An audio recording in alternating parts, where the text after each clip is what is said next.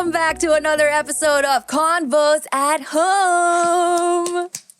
You are here in our home, the home of your favorite internet couple in the world. Wow. 2 episodes in a row. Yeah, Pinapanindigan mo talaga. I know. Let's go. All right. Who does this couple comprise of? What? Yung grammar ko. This couple is made up of me. Ganun na lang. I like how you twisted it. Simplify na lang natin. Yeah. This couple is made up of me, Bea Benedicto. You guys can call me Bea B. And you guys can call me Jech too. Broski. Broski. Alam mo, There you gagawin go. ko na nga siski yung sarili ko para Parang match siski tayo. doesn't work. Siski doesn't work? It doesn't. Oh It my doesn't. gosh. I feel like it does. So to our viewers, if siski works for you, then let us know in the comments. I don't think it does. But if you are listening to us on Twitter or X, please make sure to follow PLDT Home. That's right. And if you're listening to Convos at Home on podcast platforms, you can also follow PLDT Home there. Also, if you are watching us on YouTube or TikTok, please hit that subscribe button para wala kayong ma-miss na any episode, any segment ng Convos at Home. And January is actually about to end, babe. Time is flying so fast once again. Na-feel ko yung mga sinasabi ng mga tao na January pa lang, pagod na ako. Grabe. Diba? Pero sabi mo nga, time flies so fast. Pero sabi kasi sa akin, ganun daw pag kasama mo yung mahal mo eh. Kaya, diba? Time flies so fast when you're with me. Bilis ng oras. Oo, parang Pag in ganun love ba? ka, Tama ganon. ba? Tama ba? Okay, yeah. But you know what else is fast? The Fiber Plus Plan 1899. It can give your home Wi-Fi connection a real speedy boost. It's powered by internet speeds of up to 200 Mbps and comes with 2 Wi-Fi mesh units plus more exciting promos and giveaways monthly. Just visit pldthome.com/fiber-upgrade for more details. So now let's kick it off with Netizen Says. Let's go. Eto na ang ating first post. It is from National Day Calendar for January 26. Ito po ang ating National Spouses Day. That's for you and me. High five. Okay? National Peanut Brittle Day.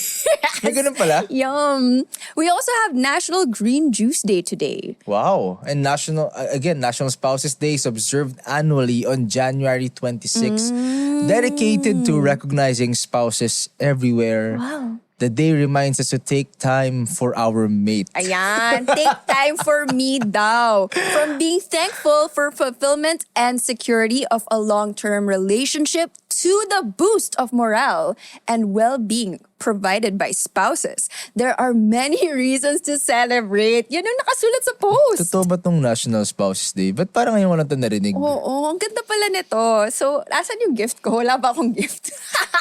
Di bakit dapat ako rin may gift ako, di ba? I am your gift. Okay, post number 2. This one is from Jasmine Ignacio. Sabi niya, next time ka na mag-let go. May 2025 pa naman. I mean... You know, I read it initially as next time ka na maligo. Maligo? Balik nyo nga, ano yun? Parang di ko nabasa yun. Yeah. This one is a Facebook post. Our post number 3 is a Facebook post from Cyan Moore. Be with someone who loves you loudly, publicly, privately, and behind your back. Wow! That's kind of intense. Aspects Ba't walang of a sideways? plane. O nga. Above and below. Yun. Kulang. Pero actually very fitting yung mga yan. Yung mga Netizen Says natin for our guest today. Kasi our special guest today is a handyman for relationships, di ba? Okay Handyman. yun. Handyman for relationships. May problema ka, ayusin niya. Whoa, that's a cool title. Di Yeah. ba? Oh.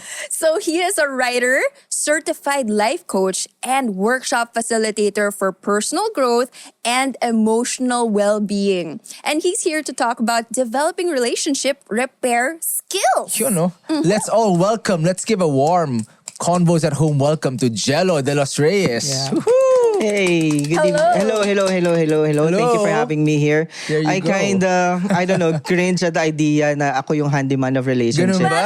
To be honest, hindi ako si Dr. Phil, okay? At hindi rin ako si Chang Ami. So, I don't repair relationships. Okay. Repairing relationships, of course, it takes a husband and a wife or two parties involved.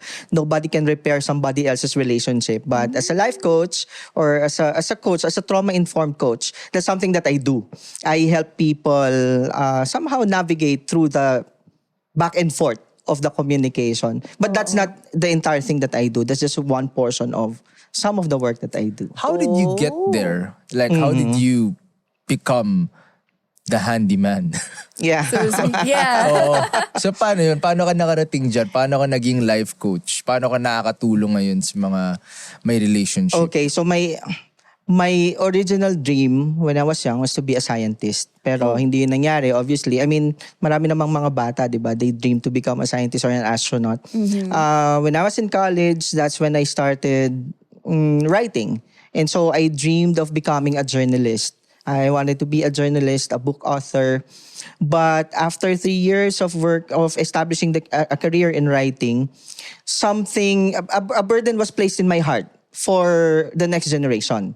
So parang the idea for me was I wanted to write something. I wanted my writing to make an impact in the nation so that we can work towards a better Philippines or a better world.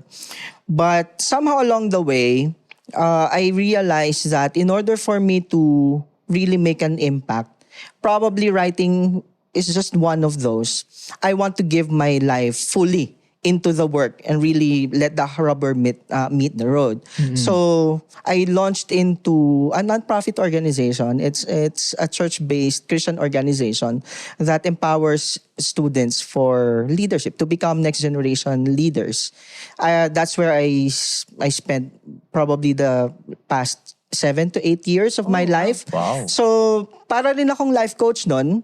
I function as a life coach for students. And then the pandemic hit. You know, the pandemic hit us badly, all of us. Parang nobody was exempt. And the effect on me was, that's when I spiraled down into depression. Okay. Because, you know, conversations about mental health hindi naman siya as prevalent as they are now. And not many people are aware about mental health. Or even open. Or even open about it. So imagine I was helping people, but I wasn't as self-aware as I am now. So I was just soldiering on, you know, the classic Filipino resilience. I was just soldiering on in the thick of the pandemic. I spiraled down into depression. And so I realized that I needed help also. And I needed to take care of myself. That's when I started pivoting in my career. When I realized that the work that I was doing wasn't somehow meeting a real need, the need of the time among young people. So I said to myself, I think it's time to reinvent myself. I think it's time to transform my career and do the work so that my life would be more impactful, will have direct impact in the lives of the next generation that I interface with on a regular basis. So yun na, I launched into coaching, life coaching, and other than that, I consider myself as a trauma-informed coach. So I merge the two practices, the two disciplines of counseling and coaching. What exactly does that mean when you say you're a trauma-informed coach? Yeah, life coaching in general is about helping people get to their goals, achieve things for themselves, write their goals, create goals, and then empower them to take the necessary steps towards their goals. Being a trauma-informed coach also means that a coach has an idea about the roadblocks that could prevent the person from achieving their goals because of their childhood experiences, because of their traumatic experiences in life, because these things, dala-dala natin yan eh. You know, the mindsets that we have now are actually a product of our traumatic experiences or our upbringing. The value system, the belief system, lahat ng yan, dala-dala natin. So when a coach is trauma-informed, meron siyang understanding na the behavior is more than just the behavior of the person. It's coming from something that needs healing also. Oh. Yeah.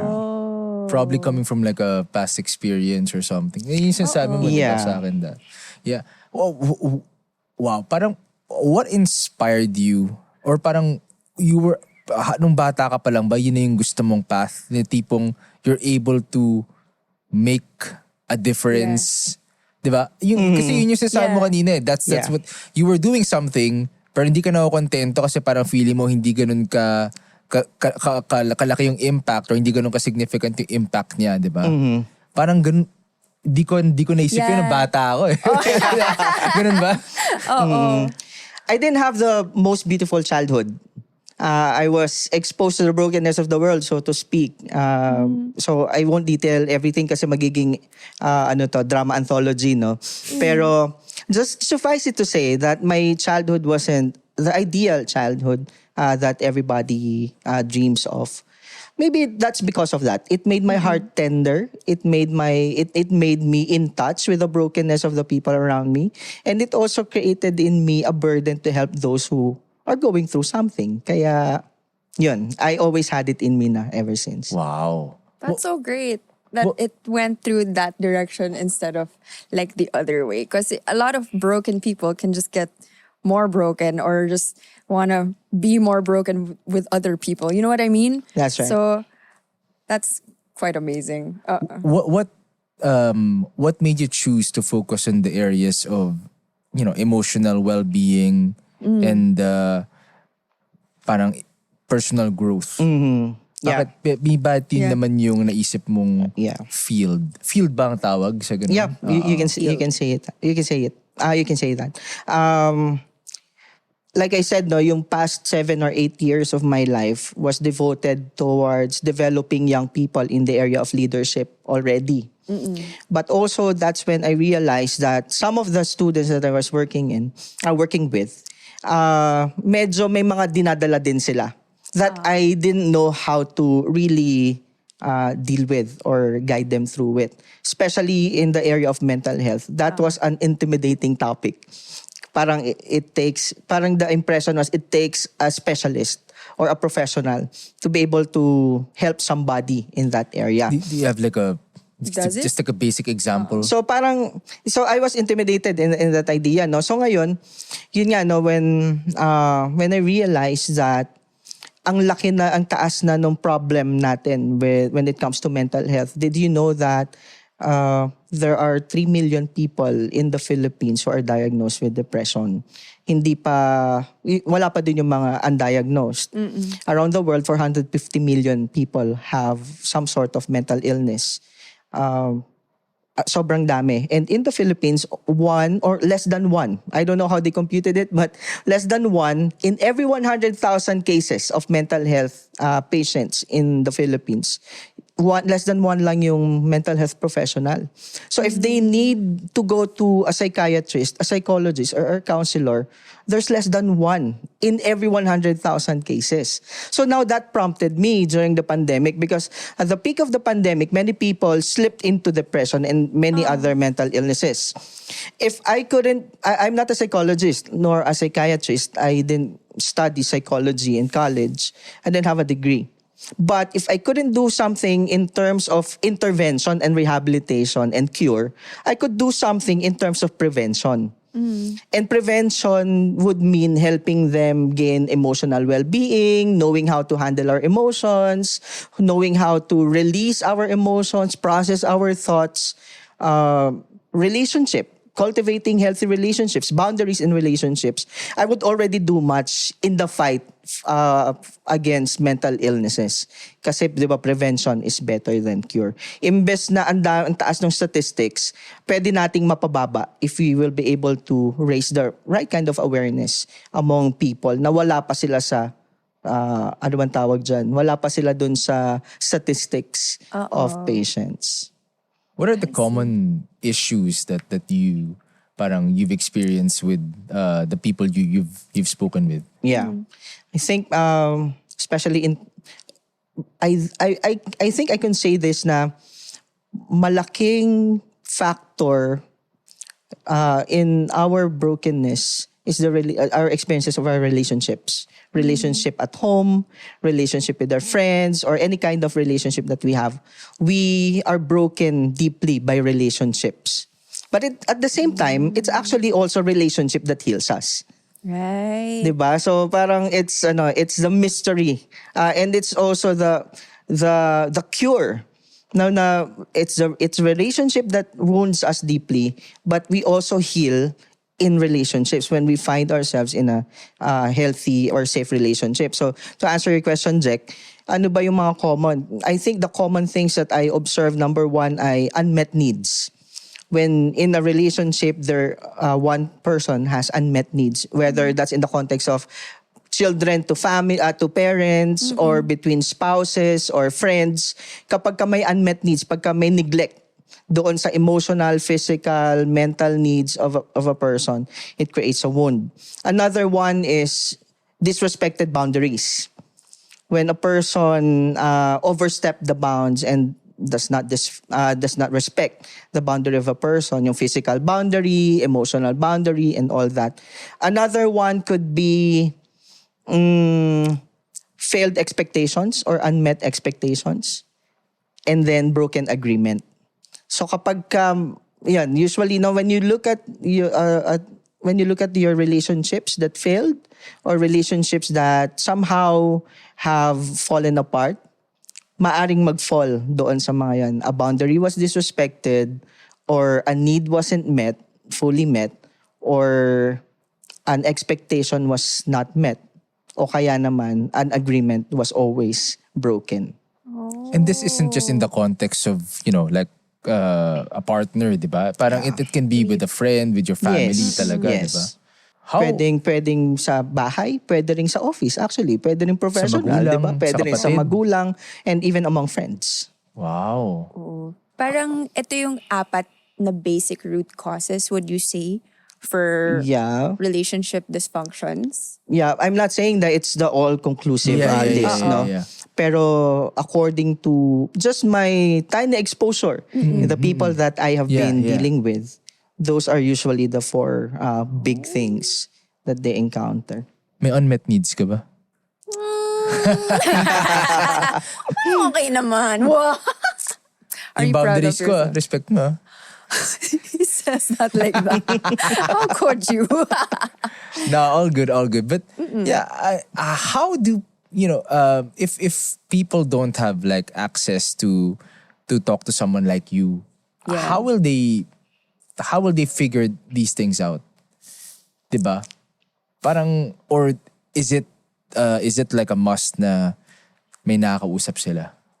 I think it's a must. I wouldn't have found this space also if somebody didn't help me, or if resource is not available. Kaya nga we need to put up all the resources that we can and that's the beauty of technology now. In this generation, we have access to all kinds of resources, and we in my limited capacity as a human being, I'm doing what I can to at least put up resources and access to this.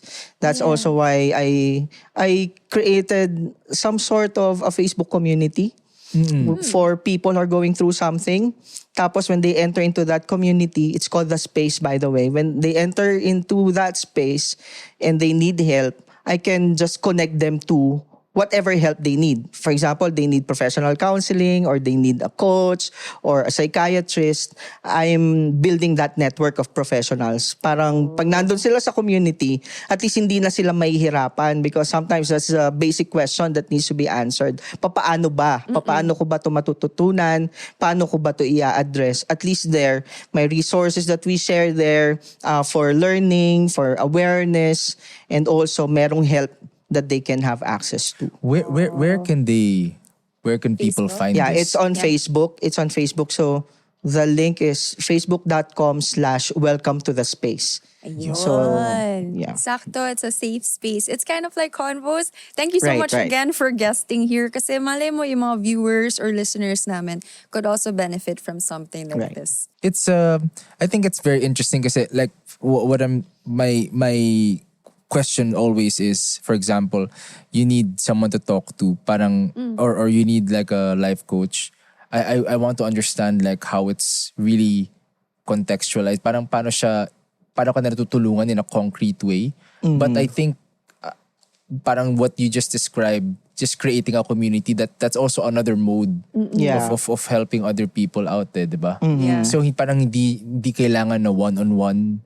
It's more you enter into this space like what you said, Yeah. and then they're able to find other people that can help them That also. could be an entry point. Oh, that could be an entry point. Some people find a counselor, a coach right at once, or their friends.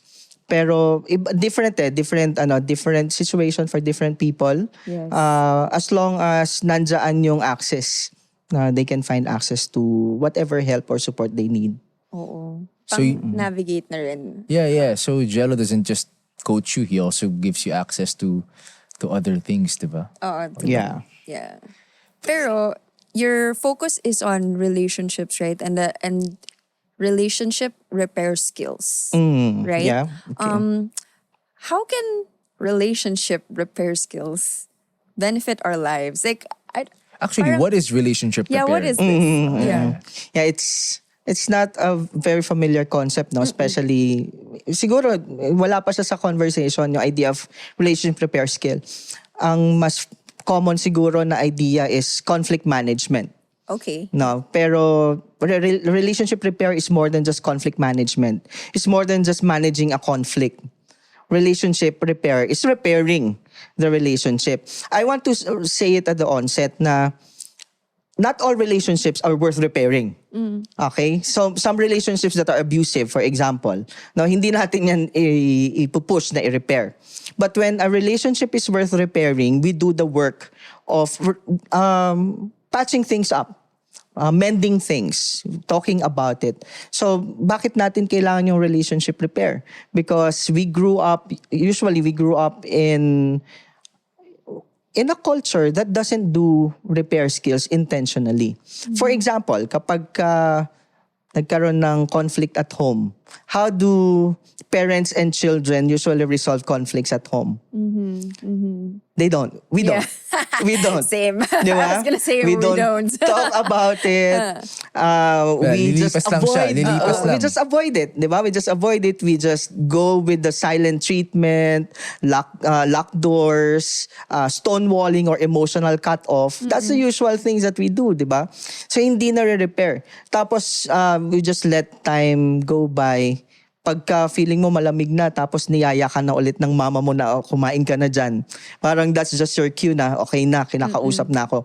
Pwede na. Na-address ba yung problem? Hindi naman na-address yung problem, di ba? Yes. The problem will only arise in the next conflict or in the next scenario na ganyan ka talaga palagi, di ba? Or ito na talaga, ganyan na talaga. Mom. Yeah, so we need to learn how to repair relationships because issues that are not addressed or healed, we just suppress them, we just repress them only to surface again. And only in an uglier way kasi ang dami na naipon na siya. So like for example, so in that context, how should the relationship repair be set in motion? Yeah. Yung ganun. Kunwari, may conflict ka with your parents, anong gagawin dapat? Oh, it starts with the self, of course, no? Sa sarili muna natin. It starts with an awareness of my own issues, my own contribution to the problem, or my own wounds. It starts with knowing my own issues, my own triggers. For example, kapag ka nagkaroon ng problem sa friendships, for example, no, in the context of friendship, there are certain jokes that we can just brush off, but there are jokes that hit a soft spot, 'di ba, in us. Kapag ka hindi ako aware sa mga triggers ko, kapag ka hindi ako aware doon sa mga pet peeves ko and bakit sila pet peeves sa akin, I will just be a ticking time bomb waiting to be triggered again and again and again. So kapag ka nasasaktan ako, for example, if my mother offends me, or if my brother offends me, or a friend offends me, the first person that I need to ask is myself. And the question I need to ask myself is, what hurt me? Why was I hurt? Anong value system ko yung na-offend? Or anong belief ko yung na-offend? Or ano yung naging wound in the way that I look at myself, in my self-worth, in my self-image, or my self-concept, that made me feel the pain of what was done to me. So doon muna an understanding of myself. Dahil iba-iba yan eh. Kapag hindi ako aware and I confront the person, Yeah. 'di ba? Hindi lang din siya manggagaling sa healthy place of understanding. Magiging confrontation instead of clarity or clarification. Nice. I like that. Parang that to me is like super concrete and it's not the normal thing. It's not the top of mind thing you do when you get hurt or you be offended Yung isipin mo bakit ako na-offend. Diba? Usually para mag-respond ka na agad or you'll already confront the other person, diba? So the best thing to do, I suppose, is to reflect first. That's right. And then after you realize like, oh, this particular statement, this particular idea is offensive to me because of a certain reason, then you talk to the other person. Yeah. But I want to piggyback on what you said, no? Kasi that's important If the goal is repair or reconciliation, then we really need to reflect first. No? Sa atin muna talaga. Kasi kung ang gusto lang natin is to win, to win through the conversation or to win the argument, then we're not aiming for repair there. We're aiming to win. Diba? It's a zero-sum mentality. I win, you lose. If I don't win this argument, then I lose. And it doesn't, it shouldn't happen. So, the posture talaga, it spells all the difference. Now, afterwards, then communication plays a very crucial role. Because sometimes, even if we already have clarity in ourselves, if we are not able to communicate well, nagkakaroon pa rin ng breakdown.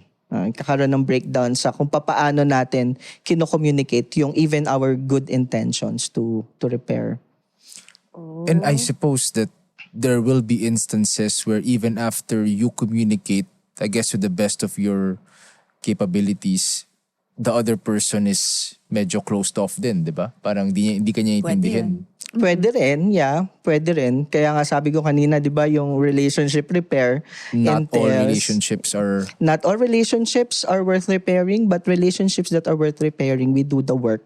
Pero in order for that to work, kailangan both parties are willing to do the repair. Yeah. In the Filipino context, of course, there are a lot of Filipino listeners, di ba? I think there are only Filipino listeners. Di ba? Are there any particular cultural norms or cultural practices or things that, us Filipinos do that make this particularly difficult? Yeah. The prevailing culture in Filipino culture is we are a shame-based culture. Honor, shame-based. shame. No, honor and shame. Okay. Sounds like Mulan, na? Yeah, honor and shame. So, pansinin ninyo yung mga culture natin o yung mga sinasabi sa atin na wala na akong mukhang maiharap. Or wala ka nang binigay na, di mo na binigyan ng kahihiyan yung pamilya natin. Yan, yung mga ganyan. That's an indication that our culture is really high on honor and shame. The biggest aspiration of a person in the community is to make sure that the community honors you or the family or the name that you carry. Kaya tayo may close family ties. Kaya sobrang tight-knit tayo. Now that plays so strongly in the way that we repair conflicts. Kasi mataas yung sense of honor natin na hindi ko siya pwedeng i-dishonor, hindi ko siya pwedeng i-disrespect. At the same time, kapag may nakakahiya, itago na lang natin, wag na lang natin pag-usapan dahil na lang to, family secret na lang or secret na lang natin. So the more that we hide things, sweep things under the carpet, mas lalo siyang nagiging messy. And yun nga, meron din, siguro I think it comes with our colonial past na takot tayo sa confrontation. We tend to have low self-esteem as as people, as a race. So kapag meron tayong kailangang i-address sa people we perceive to be in a higher level than us, parang hindi tayo masyadong comfortable. Or if somebody comes to us na hindi natin ka-level, medyo din tayo doon, iffy tayo to address certain things. So, yeah, like I said, relationship repair, ang lawak talaga nung scope niya eh. And it makes it particularly relevant to our context kasi nga, because of what you've just explained, di ba? Talagang makakatulong kung meron tayong relationship repair. Yeah. Another relationship repair tool or skill is awareness of how you deal with conflict personally. Okay. How we behave in the face of conflict. So I don't know if you're familiar with the 5 different types of conflict management styles, yung shark. So some people are sharks. Okay, what is shark? In the face of conflict, they tend to command, to dominate. Okay. It should be my way in the face of conflict. Sounds familiar. Bakit ka ganun? Yeah. Okay. Yung iba naman ay fox. Okay. Okay, kung yung shark ay nagdo-dominate, yung mga fox, they want to meet halfway. Okay, they want to meet halfway. They want to, sige, I will negotiate. Okay. Yung merong pangatlo, turtles. Okay. Turtles, they avoid conflict. Okay. Okay. Altogether. Ayoko na pag-usapan, conflict is a bad thing, so let's not discuss. Merong mga bear. Yung mga bear, because bears are soft, diba, they just accommodate. Okay na, you win. Accommodate. You win, I lose. As long as we keep this relationship working. Meron namang mga owl. Owls, they collaborate. They talk until they meet not just the common ground, but to make sure that both parties are winning. So, if you think of yourself, alin ka dito? Yan. Siguro meron kang naisip, parang ito ako. In reality, yung sinasabi ko, we need to have an understanding of how we behave in the face of conflict. Since I am a trauma-informed coach, itong mga to are actually fight, flight, freeze, and fawn. Diba? Yung kapag ka The nasa conflict ka ba, responses. diba? How do you respond? Do you fight? Do you flee? Do you fawn? Do you people please? Or do you freeze? So parang ganun din siya. If you have no awareness about your default response in conflict, sometimes doon nagkakaroon ng problem in resolving conflict. For example, one person is willing to repair the relationship. Pero yung isa, turtle siya, takot siya. Paano yun? Yeah. Kailangan ng awareness. Okay. Awareness comes through feedback from other people and self-reflection. So we need to be aware of our tendencies, our default, our autopilot responses. So dyan, sa 5 yan. So ask yourself, alin ako dito? And here's another thing. Not because isa ka dito, parang ito ako palagi. Actually, we need to develop all of these things kasi walang bad or good dito sa mga to. Some people would think dapat owl tayo. We always collaborate, we let both people win in the conversation. But actually, it's a case-to-case basis. Some situations call for sharks Yeah. to take the lead. Oo. Diba? Sometimes, I can be or I should be a shark in the conversation if I know the way. But if I am a turtle, parang yung default ko, turtle ako, tapos hindi ako nagtitake ng lead. And then, magkakaroon ng problem. So, awareness of my default and then awareness of what I need to develop among these 5 in a given situation. Oo. Kasi you can't just be one thing. Right. Diba? Kasi you want to be, for example, you're in a romantic relationship, you want to be positive for both ends. Maybe owl would work best. Right. But kunyari, it's a work relationship, tapos they're taking advantage of you. You should be a shark. Right? Right. You should be a shark. And Note to for self. example, not even, for example, You're even saying in you're getting abused at work? Is that what you're saying? Hindi! I just naisip ko lang, kunyari nagne-negotiate ka ng contract, Right. ganon. Okay. Make sure mo lang. and even in romantic relationships, for example, hindi naman kailangan laging owl eh. Oh, yeah. For example, 'di ba, simple Kung bear conflicts nga yata ako eh. Diba, simple conflicts like saan ka kain. Kailangan ba talaga palaging pinag-uusapan ng mahaba yung mga bagay-bagay? It's just really about knowing how to position yourself in certain conflicts. Is the conflict worth fighting for?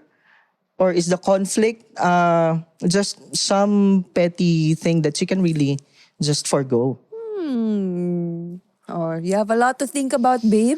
So, while we take a little break from all of the questions, we will be playing a game we call Like, Comment, or Share. Yeah, so in this game, for owls like us, diba? We'll show you a series of, posts on social media, and you just have to react with comment, like, or share. Of course, feel free to do all three if you want to, diba? Pero kung magko-comment ka, you have to let us know kung anong comment mo. Okay? Sige, din tayo sa post number 1. Yan. By Artful Chaos. Wow. What a cool name, huh? So your partner coming to you about something you've done wrong is not a personal attack. It's a healthy sign they value the relationship and want to make it work. It's a heads up. So you communicate, you fix it, you stay. That's emotional maturity, that's commitment, that's love. Or do we give this a like, comment, or share? Yeah, on the surface, I would like this. But I would add a comment. Okay. Because there's a very specific nuance here. Yung nuance dito ay yung your partner coming to you about something you've done wrong. It's in the communication process, it's not just what was being said It's how something is being said. Okay. Diba? So it's also it's a deal breaker. It's make or break. Kung if your partner comes to you about something you've done wrong in a condescending, contemptuous manner, then it doesn't help in relationship repair. Diba? So, not because, kasi baka mamaya, some people could use this as alliances na, I'm emotionally mature, I'm transparent, I am authentic, I'm telling you just what you are doing and how I'm feeling about it.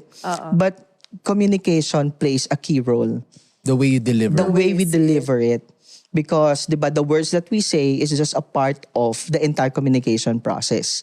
The tonality matters. The word choice matters. Listen. Diba? All right, let's go to post number 2.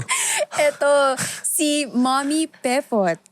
Alisin natin yung toxic Pinoy culture na kapag nasaktan ng bata, sisisihin pa siya. Ayan kasi hindi nag-iingat. Hindi kasi nakikinig. Instead of that, ask them kung kailangan ba nila ng tulong. Our kids will be better knowing na kapag nasaktan sila, andito tayo to help them. Yeah. This one, would you give this a like, comment, or a share? I will like this and share it 10 times. Okay. No, that is cool. That is cool. That is true. This is so simple nga. Parang we were in line because we just came from out of the country, diba? We were in the airport. Tapos I was telling you about this kid, this child that I observed. Parang he was playing, tapos parang nadapa siya. Parang typically kung siguro sa amin yun, or parents we grew up with, parang papagalitan na nila yung bata. Tapos iiyak na yung bata. Right. Parang ginawa ng mommy, tumawa-tawa lang. Tapos parang kinuha siya, are you okay? Okay na. Tapos wala. They just moved on. You remember that? I told you about it. Yeah. And I was like, galing. Paano niya kaya ginawa yun? I think medyo iba na rin yung mindset with how the parents are treating their kids now. That's true. Compared to before. Kasi nga, common yun dati. Ako, may natapon akong tubig, parang... Pag may sugat ako, grabe. Patay. Parang tayo pa yung napapagalitan, di ba? May sugat na nga Pero ako. ano din, no? Yung mga ganong experiences natin as a child, parang tinitingnan natin sila ngayon as just negligible. But to be honest, many of our adult problems stem from experiences like that. Yung performance orientation ng bata, takot magkamali. Yeah. Or people pleasing. They could stem from moments na imbes na kinampihan sila, pinoint out yung pagkakamali nila. For a little child, hindi naman nila yun naintindihan di ba? They're just being kids. So, ang mahalaga sa kanila at that moment, meron ba akong kakampi? Meron bang magna-nurture sa akin? Kasi yung cognitive development nila, wala pa doon sa mga time na yon. So yeah, I like what you said, Bea, na maganda nagkakaroon ng shift in the way parenting is being done right now because of the influx of new information in child psychology. It is cool. I mean, wala pa tayong kid. We have like a baby na cat. But for some reason, I always get these videos on like how to take care of your Your cat? babies. Your babies. And I'm like, What is Facebook trying to tell me right now? But anyway, here is post number 3. Galing kay Christialine May. Oh, can we all agree na pwedeng magselos kahit walang label? Wow! Ito, like, comment, or share. Di ko na alam paano Meron bang mag-react. maha-react dyan? Di ko alam paano mag-react eh. Paano magselos ko wala yung label? Paano? Man, siguro may crush kang celebrity, di ba? Di ba magsiselos ka din pag nagka-girlfriend na siya? Ah, hindi. Hindi. Parang, but because there's no connection.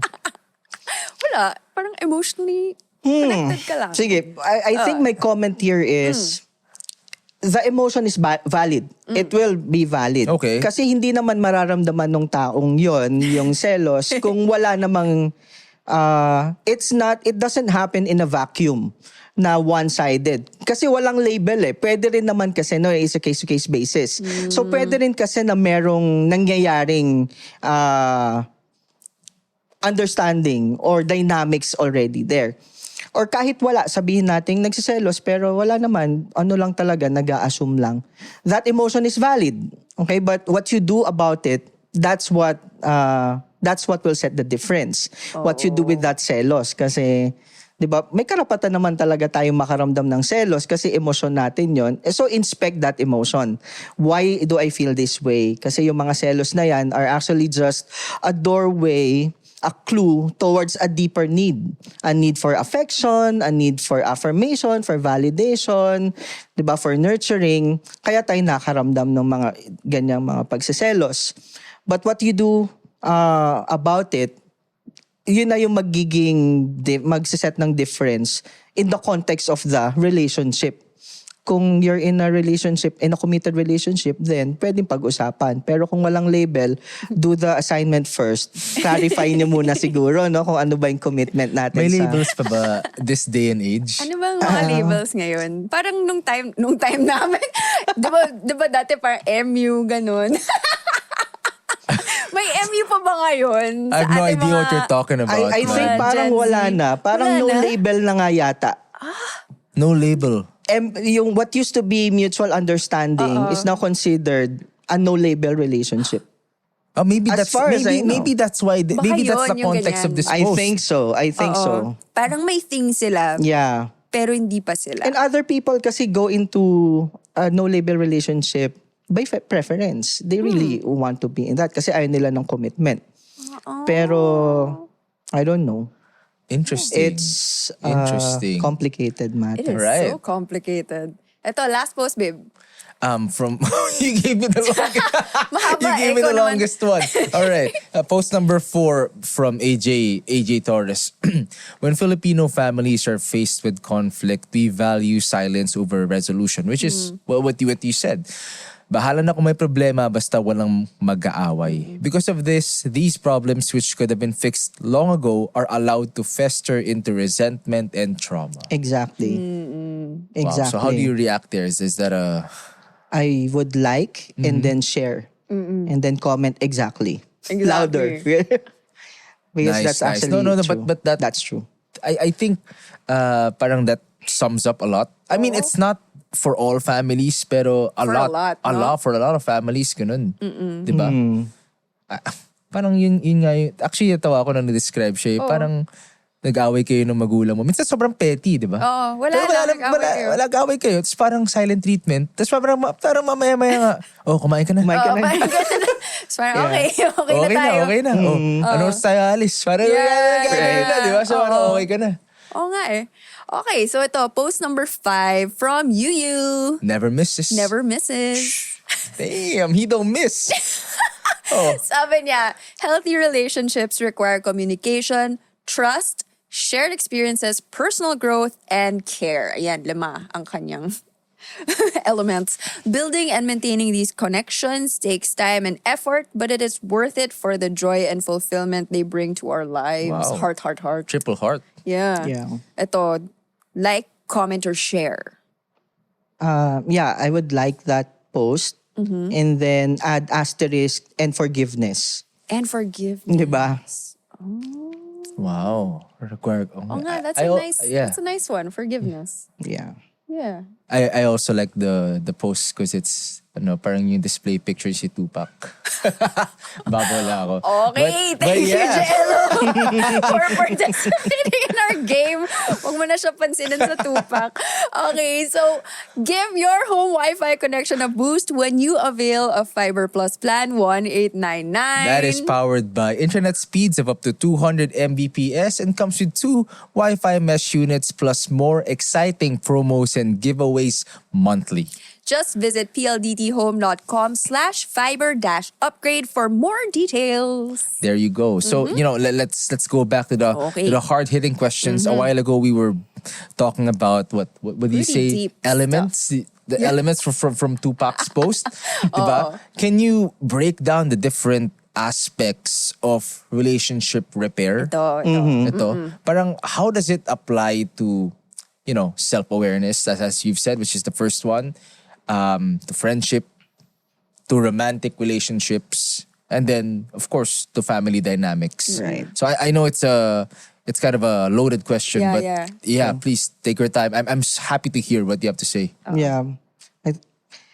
The simple, hopefully this doesn't sound simplistic, but the simple answer could be, I want to categorize it as ABC. Letter A is awareness, self-awareness, and social awareness. So awareness of the self, but also awareness of other people. Awareness about what? Number one, awareness of your own wounding, your own triggers, your own trauma, awareness of your conflict management style, awareness of the other person's love language, diba? Or the other person's language of apology. Familiar ba kayo sa language of apology? Oh, may ganun Familiar ka ba? pa. There Ako, familiar ako din. Are you familiar? Dr. Gary Chapman, the person who developed the 5 love languages, also developed, co-developed the model for the language of apology. What is that? So the 5 languages of apology are: number 1, expressing regret or regret. Regret or remorse. Some people prefer that the person who's apologizing is expressing regret. Yung nakikita niya yung sincerity ng apology. The second one is responsibility or taking responsibility. It's not just enough that the person is saying sorry. The person also needs to acknowledge what he did wrong or what she did wrong para alam ko na nagigets mo kung ano yung pinagsasorry mo. I think ganun yung inclination ko as a person. You don't just say sorry to me. You tell me, what are you sorry for? What are you saying sorry about? Para maramdaman ng tao na talagang naiintindihan mo kung ano yung nakasakit. I think ganun ka. I think ganun ako. Yeah. So responsibility and taking responsibility for that. Number 3 is restitution. Making up for it. Asking the person, how can I make it up to you? How can I make things better? And then really doing efforts to make bawi doon sa the other party. The fourth one is, anong tawag dito? Regret, responsibility, restitution, repentance. Or real repentance, meaning 180-degree turn. Na makita talaga yung change. Or for the person, the offender, to make a promise kung paano niya aayusin yung isang situation. So for example, kung palaging late or palaging nakakasakit because of words, paano mo to aayusin? How will you do better? Hindi lang yung pagbawi, but how will you deal with this thing? And the last one is request for apology. We don't just say sorry. Some people would want to hear na they are being given space and they're being respected, na yung apology is theirs to give. Kasi sometimes when we already said sorry to somebody, merong notion na, basta nag-sorry ka na, ginawa mo na yung part mo. But other people, for other people, that doesn't work that way. Kailangan nila muna ng space. So, will you forgive me? Or can you forgive me? Or how much time do you need to process this? So, yun yung 5. expressing regret, taking responsibility, offering restitution, genuine repentance, and requesting for forgiveness. That's cool. Alin ka dun? Where do I fall there? Hindi ko nga sure. Because I never get an apology. That's Excuse me. That's what it is.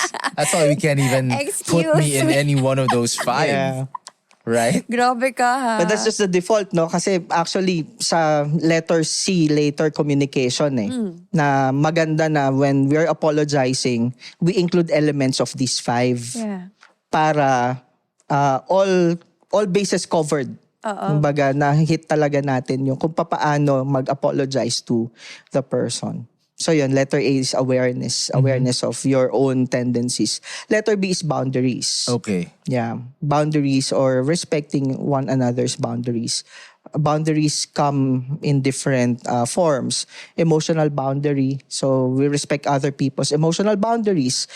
We don't just dump our emotional baggage on other people all the time or without or unannounced, mga ganyan. Or mental boundaries. We don't just talk to them about anything na without being sensitive sa kanil, kung gusto ba nila yung topic na yun or do they want to participate in that conversation or stuff like that. Emotional boundary, mental boundary, physical boundary, and also yung material boundary or financial boundary. So maraming mga ganyan, no? Iba't ibang mga boundaries. If we are mindful of our own boundaries, if the first place to start is clarifying our own boundaries. I have a coachee, a client who was telling me, this person is always disrespecting my boundary. So sabi ko sa kanya, ano ba yung boundaries mo pagdating dito? Actually, wala.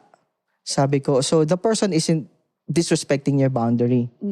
The person doesn't see any boundary at all. So you need to clarify it muna sa sarili mo. Oo. Check with yourself and Check then with communicate. yourself, yes. And then learn to communicate it. That's letter C also. That's letter C. Communication.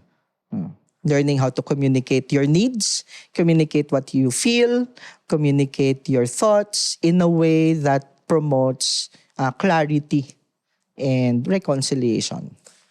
I think that's super... I think that might be the most challenging part, di ba? Yeah. Yung communicating Yeah. to the other person or ano, kasi you can be self-aware Right. pero baka mahirapan ka rin sabihin. Nangyayari ba yun? Yes, oo. Kaya meron akong guidelines or script that I give to people.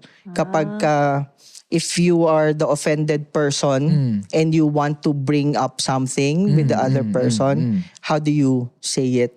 Yeah. I start with, you ask for permission first. Do you have emotional bandwidth or do you have energy to talk about something right now? Kasi baka naman wala palang margin yung tao, pagod.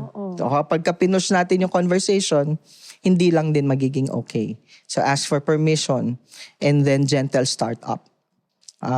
You bring up the issue or the concern in a way that's gentle and not accusatory. So paano yun? Thank you for talking with me or thank you for giving me permission to talk with you about this.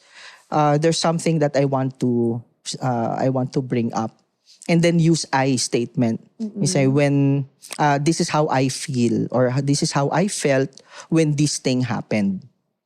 So my emotion or my feeling about a certain thing or behavior instead of ano ba yung usual, this is what you did and this is how you made me feel. So kapag ka ganun ka agad, we are unconsciously putting the person on the defensive. Na wait lang, hindi naman yan yung intention ko eh. So doon na ngayon nagkakaroon ng conflict, 'di ba? So this is how I feel. Why are you laughing? Nothing. This is how I feel when this thing I'm happened. just being self-aware. Yeah. When this thing happened, this is how I felt and why do you feel that way? Kasi baka may pinaghuhugutan nga na trauma or experience. Kasi in our at home, this is how my parents talk to me and so ganito yung naalala ko and so it triggers this feeling. So by putting it up that way, hindi siya blame shifting or hindi siya accusing. Ang tone niya is, I am owning my experience and my emotion. This is how I feel, and just want you to know that this is how it made me feel. Itong certain thing na to. Okay? Tapos, afterwards, give the person the chance to clarify. Would you like to clarify because this relationship is important to me? Otherwise, I wouldn't take any effort to confront you about this. Or to, di ba, to talk to you about this. Kasi mas madali namang i-cut off na lang eh. Yeah. Di ba? Ang hirap kaya mag-confront pa or mag-clarify pa. That is true. Are That you, is so true. are you taking down notes? I am. Nice. I super like that. Yeah. Ganda nun, ganda. I feel like some people might think it's basic, pero when you put it that way na step by step, it's easier to follow, it's easier to appreciate. Yeah. Diba? It's obviously easier said than done, diba? Pero parang I super like it na, and even the way you suggest telling the other person what how something made you feel. Diba? Right. Other than, as opposed to, ganito kasi yung ginawa mo, tapos ganito yun eh, diba? It's coming from the premise that the person is not the behavior. No, the person is not the behavior. Meaning, we don't equate the bad behavior to the goodness or badness of the person. We're dealing with the issue about the behavior that hurt us, not the person who hurt us. Do your clients have do they come to you later on and say it's very difficult to like communicate? I'm just curious. Yep, I think that's people in general. Talagang mahirap eh. Mahirap. And sometimes we don't do the right thing kasi in the thick of the emotion, we couldn't communicate very clearly. Diba? Kaya, it happens. The short answer to that is, it happens. And my common recommendation, and I say this also to myself, talagang mahalaga yung mindfulness and being grounded. Self-soothe muna. Give space for your own pain, for your own issues to be addressed. To self-nurture kapag ka na-hurt. Para kapag ka in-address na natin, hindi na tayo fight, flight, freeze. Meron na tayong level of emotional handle on ourselves. Would you say that the self-awareness level kind of helps maintain harmony with your relationships? That's like true. amongst your relationships? Yeah. I said it sometime na a healthy relationship involves two people who are self-aware. Diba? If the people in the relationship are self-aware, mas madali kasi na i-navigate yung mga differences in values, in opinion, in preferences, dahil nga aware. Whereas kapag ka hindi self-aware, yung tipong kailangan mo pang i-point out doon sa tao, ito kasi yung nakakasakit sa akin. Tapos, di naman ako ganyan na. Di ba? Meron pang resistance na, hindi ako ganyan. So, baka ginajudge mo ako or ginagaslight mo lang ako or whatever. Right, di ba? Kailangan merong sense of awareness and ownership also. Are there any common signs that people in a relationship aren't self-aware or that they need relationship repair? If an issue keeps popping up and it's not being addressed, then That's definitely kailangan. Telltale sign. In coaching principle and even in counseling, the presenting problem is not the problem. There is a deeper problem beneath that. So kapag laging may ganon, ibig sabihin nun, meron na siyang kailangang ayusin talaga beneath the surface pa. I'm also curious a while ago, when you were talking about boundaries, diba? I think it's a topic that is not very it's not readily discussed in Filipino families, no? Yung mga boundary kasi you go to a party, your tita will just tell you all these things, di ba? How Or do parang you bless mo si tito, ganyan, ganyan. that's a Hug mo physical siya. boundary, I think. It's a Diba? physical boundary, di ba? Yeah. How do you set it and how does that play a part in all of this? Yeah. So, like I said kanina, no, first is to clarify it with yourself. And the thing with boundaries is it's case to case also. So, for example, you as husband and wife, iba yung boundaries ninyo between the two of you versus friends. So, lahat yon, all levels of, all kinds of boundaries, iba siya pagkadating sa intimate relationship. So, define it. Sino ba yung mga levels of relationship ko? At hanggang saan lang ba sila pwede in my life? So meron kang safe space, meron kang intimate relationship. Not all friends are really your safe space, no? Others are just in the social circle. Iba rin yung boundaries nun. There are professional boundaries or in your professional circle. And meron ding mga your circle of enemies or people that you really don't want anything to do with. Okay, So, yes. maganda rin na i-admit natin, sino tong mga to that you are protecting yourself from. Diba? Right, You're right. protecting yourself from. So, pagka na-clarify mo yung dynamics ng mga relationships mo with different people, lalo na sa friendships, dahil usually sa friendships, blur yan lahat friends, di ba? Parang ito, friend. Minsan nga, ito best friend ko rin to lahat, di ba? So, sino ba talaga, di ba? At ano yung hanggang saan lang sila in certain circumstances. Now, when you're able to clarify your dynamics and your boundaries in the different relational dynamics that you have, you can communicate it. Papaano? Minsan may mga tao na worth communicating to. So, papaano yun? Bro, na-offend ako dito sa joke na to kasi actually meron tong sa akin soft spot. So, I would appreciate if we will not go to this conversation or whatever. Pero may mga tao na wait lang, I don't have to communicate it to this person anymore. I will just have to put my distance dahil halimbawa office mate ko na hindi ko naman ka-close tapos lagi akong binubuli. Kakausapin ko pa ba siya na para sabihin na alam mo masakit sa akin yun kasi ito yung experience ko. Wait, I don't have a relationship with this person. I just have to draw my safe distance. Gets. Diba? Gets. Okay din yun Okay din yun. Kasi parang it also takes effort di ba? So you have to assess. Parang it's like I said, no? It's Relationship tough work. repair. It's tough. It's tough work. It is. It takes a lot of energy. It takes a lot of time and courage to do it. Oh, di ba? Yeah. So, I mean, that's boundaries. A while ago, it's like awareness. You said it's communication, di ba? And I know you just gave us you spoon-fed us with a way on how to do it. Are there any other practical tips that you might have or that you would be willing to share in terms of how to communicate your feelings after being self-aware? Yeah. I think siguro on top of that, no, the communication part pretty much is covered in what I said in the tonality, in the facial expression, and in the content, pati yung gestures natin.